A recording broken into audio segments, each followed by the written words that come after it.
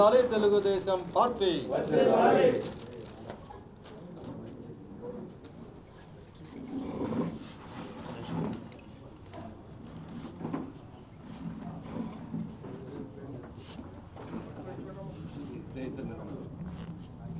వర్ధిల్లాలి నారా చంద్రబాబు నాయుడు గారి నాయకత్వం.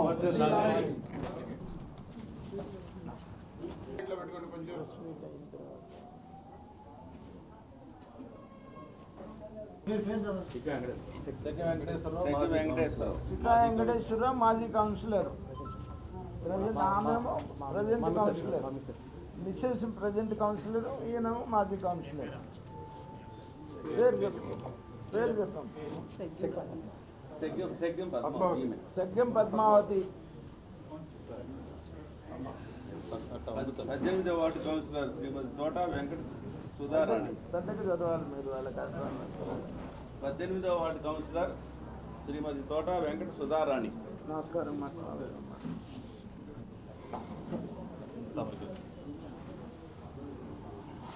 వర్ధిల్లాలి కన్నా లక్ష్మీనారాయణ గారి నాయకత్వం. వర్ధిల్లాలి నారా చంద్రబాబు నాయుడు గారి నాయకత్వం. జై తెలుగుదేశం.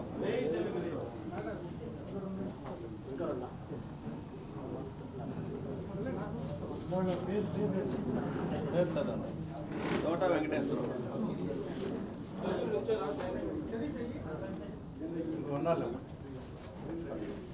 21వ వార్డు కౌన్సిలర్ శ్రీ కాకుమాను రవి.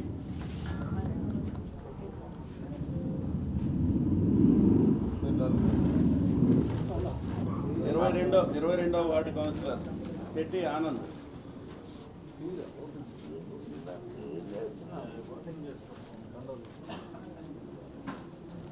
22వ వార్డు కౌన్సిలర్ శ్రీ శెట్టి ఆనంద్ గారు. మధ్యలో ఉంటారు.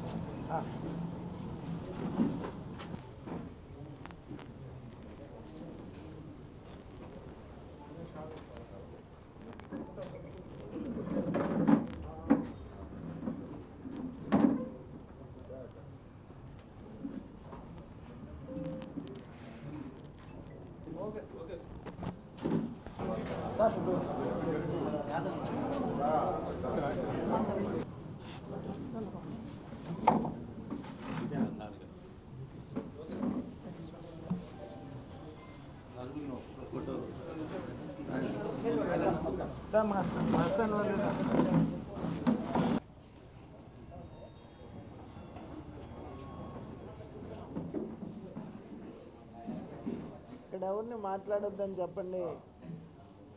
అలా అయిపోయినట్టు ఫోన్ చేస్తారు. అందరూ ఫోన్ చేసేదంటే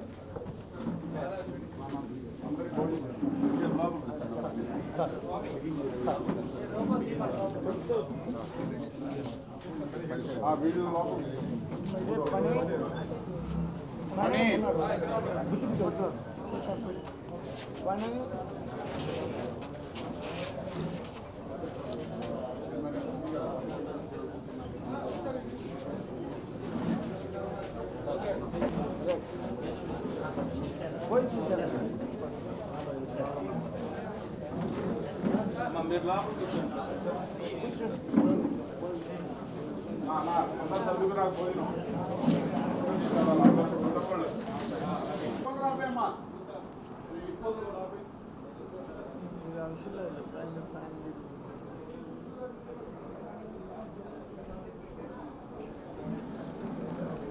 మీరు రండి. అదే నాగేశ్వరరావు రెడీయా?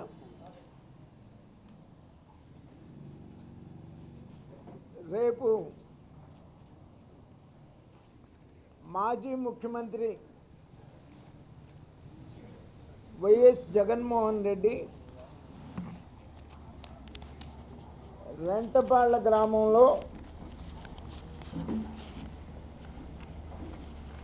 ఆత్మహత్య చేసుకున్నటువంటి కొర్లకుంట నాగమల్లేశ్వరరావు విగ్రహావిష్కరణకి వస్తున్న సందర్భం ఎలా ఉంది అంటే, ఇంతకుముందు మనం సినిమాల్లో చూసేవాళ్ళం,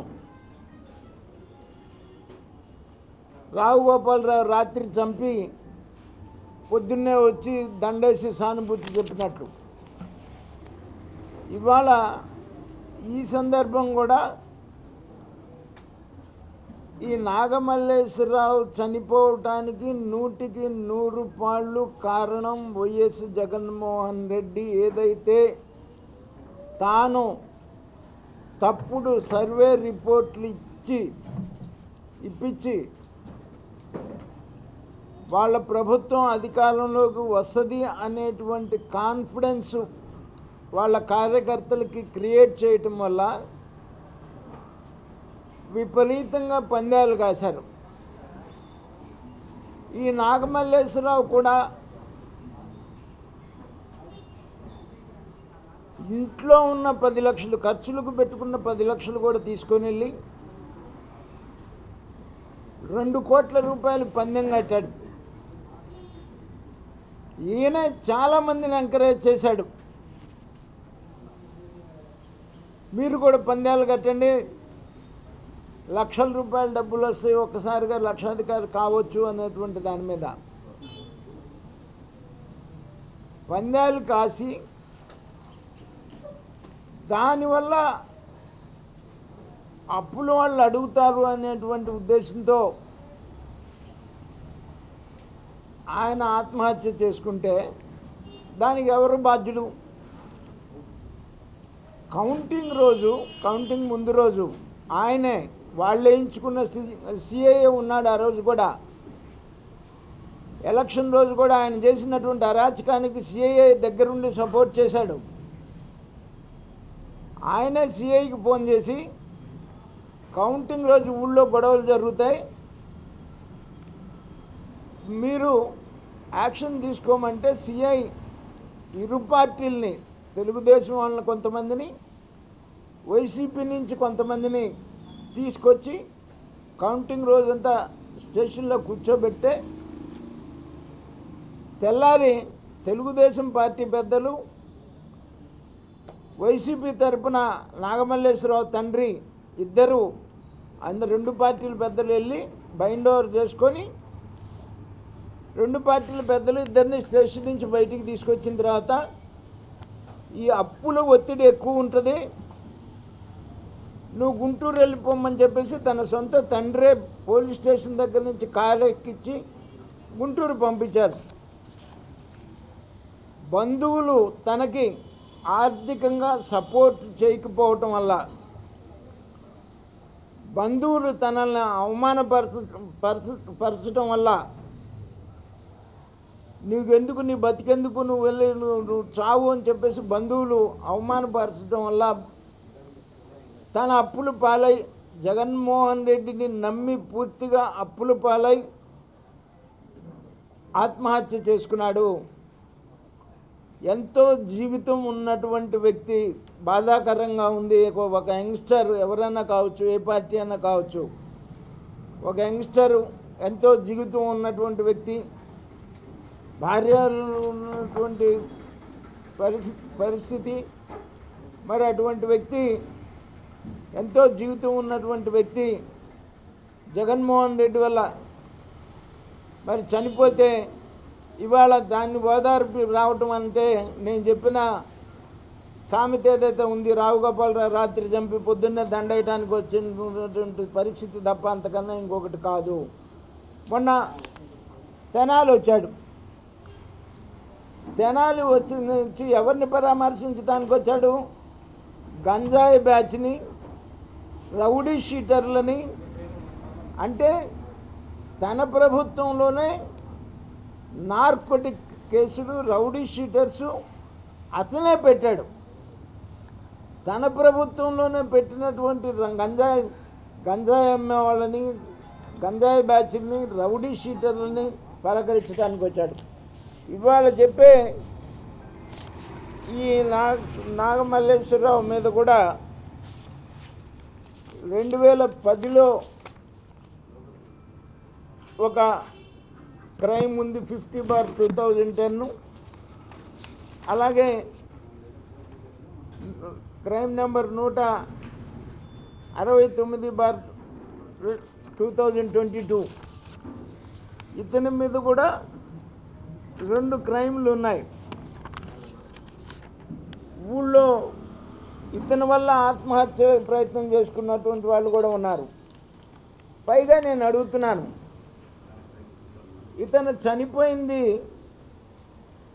జూన్ 9వ తారీఖున, ప్రభుత్వం ఏర్పడింది జూన్ 12న. అంటే ఇంకా ఎన్డీఏ ప్రభుత్వం కూడా ఏర్పడక ముందే ఇతను ఆత్మహత్య చేసుకున్న పరిస్థితి. అప్పటికి పోలీస్ అధికారులు, మీరు అపాయింట్ చేసినటువంటి పోలీస్ అధికారులు ఉన్నారు. ఏ విధమైనటువంటి పోలీస్ హెరాస్మెంట్ జరిగినటువంటి పరిస్థితి కాదు. 2 పార్టీలని కూర్చోబెట్టారు. ఇరు పార్టీలు బైండ్ ఓవర్ చేసుకొని బయటకు వచ్చి వాళ్ళ తండ్రి అప్పుల బాధ అప్పులోళ్ళు ఇళ్ళ మీద పడతారని చెప్పేసి తండ్రే స్వయంగా కారెక్కించి గుంటూరు పంపించారు. బంధువులు చేసిన అవమానానికి అతను చనిపోయాడు. దీనికి 100కి 100 పాళ్ళు ఒక యంగ్స్టరు, ఎంతో జీవితం ఉన్నటువంటి వ్యక్తి చనిపోవటం బాధాకరం. చనిపోవటానికి పూర్తి బాధ్యత జగన్మోహన్ రెడ్డిదే అని చెప్పేసి ఈ సందర్భంగా తెలియజేస్తూ ఉన్నాను. ఇవాళ మాట్లాడుతూ ఉన్నారు రెడ్ బుక్ రాజ్యాంగం అని. రెడ్ బుక్ రాజ్యాంగం ఎలా ఉంటుంది, ఎట్లా ఉంది? ఇప్పుడు చలో ఆత్మకూరు ప్రోగ్రాంకి చంద్రబాబు నాయుడు గారు వచ్చినప్పుడు 24 గంటలు వైన్ డీలర్స్ అసోసియేషన్లో మీరు చంద్రబాబు నాయుడు గారిని డిటైన్ చేశారు పోనీయకుండా. రాజారెడ్డి రాజ్యాంగం అంటే అట్లా ఉంటుంది. ఇవాళ నువ్వు తిరుగుతున్నావు. ప్రజాస్వామ్య పాలన అంటే ఎలా ఉంటుంది అనేది ఇవాళ నువ్వు తిరుగుతున్నావు. రౌడీ షీటర్స్ని, గంజాయి బ్యాచ్ని, ఇటువంటి నేర చరిత్ర ఉన్నటువంటి వాళ్ళని పలకరించడానికి తిరుగుతా అబద్ధాలు చెప్పి మోసాలు చేసి, అసలు నీ పార్టీ పుట్టుకే ఒక మోసపూరితమైనటువంటి పుట్టుక. నేను ఎప్పుడు భారతీయ జనతా పార్టీలో ఉండి చెప్పేవాడిని, బొమ్మేమో జగన్మోహన్ రెడ్డి బొమ్మ, వైఎస్ఆర్సీపీ పేరేమో యువజన శ్రామిక రైతు కాంగ్రెస్ పార్టీ. నీ పార్టీ పుట్టుకే ఒక మోసపూరితం. నువ్వు చెప్పేదే అన్ని అబద్ధాలు. నీ తండ్రి, తల్లి, చెల్లి, బాబాయ్ ఎవరు లేరు నీకు. ఈ రోజున నువ్వు పార్టీ పెట్టిన రోజున వీళ్ళందరూ ఉన్నారని చెప్పుకున్నారు. ఇవాళ నీకు ఎవరు లేనటువంటి పరిస్థితి ఉన్నటువంటి పరిస్థితి. నువ్వు ఇవాళ ప్రజాస్వామ్యబద్ధంగా జరుగుతున్నటువంటి పరిపాలన మీద అసత్యాలతో మళ్ళీ ప్రజల్ని నమ్మించాలని చెప్పేసి నువ్వు ప్రయత్నం చేస్తే మళ్ళీ రేపు 2029లో జగన్మోహన్ రెడ్డి నీకు ఇవాళ 2024లో వచ్చి ఇచ్చిన 11 సీట్లు కూడా నీకు దక్కేటువంటి పరిస్థితి ఉండదు. ఇటువంటి అరాచక ప్రభుత్వం, నీ అరాచక ప్రభుత్వానికే, నీ అరాచకత్వానికే, నీ రాక్షసత్వానికే నీకు ప్రజలు బుద్ధి చెప్పారు 24లో. మళ్ళీ ఇవాళ ఇదే అరాచక శక్తుల్ని ప్రోత్సహించడానికి నువ్వు రాష్ట్రంలో బయలుదేరావు అని అంటే ఇక ప్రజలు 2029లో కూడా నీకు ఆ 11 సీట్లు కూడా వచ్చేటువంటి పరిస్థితి ఉండదు. ఇవాళ నిన్నటిదాకా చెప్పారు తల్లికి వందనం ఇవ్వట్లేదని. ఇవాళ తల్లికి వందనం ఇస్తుంటే ఏం చెప్పాలో అర్థం కాక ఇటువంటి డైవర్షన్ పాలిటిక్స్ చేయడం కోసం మరి బయలుదేరి ప్రజల్ని మోసం చేస్తారు. మీరు 2019కి ముందు ప్రజల్ని మోసం చేశారేమో, కానీ ఇవాళ నువ్వు 19 నుంచి 24 వరకు నీ అరాచక రాక్షస పాలన చూసిన తర్వాత నువ్వు ఏమి చెప్పి కూడా ప్రజల్ని నమ్మించలేవు అని చెప్పేసి నేను ఈ సందర్భంగా జగన్మోహన్ రెడ్డికి చెప్తున్నాను. జగన్మోహన్ రెడ్డి ఇప్పటికైనా ఆలోచించుకొని తన పర్యటనని విరమించుకుంటే బాగుంటుందని చెప్పేసి నేను ఒక సీనియర్ రాజకీయ నాయకుడిగా నేను ఆయనకు సలహా ఇస్తున్నా. ఎందుకంటే చనిపోయింది నీ వల్లే కాబట్టి. ఏం ఆధారిస్తావు నువ్వు వచ్చి? ఏం చెప్తావు రేపు? ఏం చెప్తావో చెప్పాలని చెప్పేసి నేను అడుగుతా ఉన్నాను. చనిపోయింది నీ వల్ల. నువ్వు రేపు వచ్చి ఏం చెప్తావు? ప్రజలకు నువ్వు తీసుకొస్తున్నావు, జనాన్ని వేసుకొని వస్తున్నానని చెప్పేసి చెప్తున్నావు. ఏం చెప్తావు నువ్వు? నీ కార్యకర్తలకు ఏం చెప్తావు? నియోజకవర్గంలో ఎంతమంది వాటి వరకు కూడా నిన్ను నమ్మి పందేలు కట్టి ఆస్తులు అమ్ముకుని బజారున పడ్డారు. పెద్ద పెద్ద డాక్టర్లు కూడా నీ సర్వే రిపోర్ట్లు, నీ తప్పుడు సర్వే రిపోర్ట్లు నమ్మి ఇవాళకి ఆస్తులు అమ్ముకున్న బజార్లు పడుతున్నారు ఆత్మహత్యలు చేసుకోలేక. నీ వల్ల ఎంతోమంది వైసీపీ కార్యకర్తలు సర్వనాశనం అయిపోయినటువంటి పరిస్థితి ఉంది. నువ్వు ఇచ్చినటువంటి తప్పుడు కాన్ఫిడెంట్ వల్ల. మరి నువ్వు రేపు రాకుండా ఉంటే బాగుంటుంది అని చెప్పేసి ఒక సీనియర్ రాజకీయ నాయకుడిగా నేను జగన్మోహన్ రెడ్డికి సలహా ఇస్తున్నాను. అట్లాగే జగన్మోహన్ రెడ్డి ప్రవర్తన నచ్చక వైసీపీ నుంచి 4 కౌన్సిలర్లు ఇవాళ తెలుగుదేశంలో చేరుతున్నారు. వారిని మీ ముందే కండవాళ్ళు కప్పి తెలుగుదేశం పార్టీలోకి ఆహ్వానిస్తున్నాం. 17 చదవండి మీరు నుంచొని. 17 సర్వేపల్లి మున్సిపాలిటీ 17వ వార్డు కౌన్సిలర్ శ్రీమతి శక్యం పద్మావతి గారు. కండవాళ్ళే.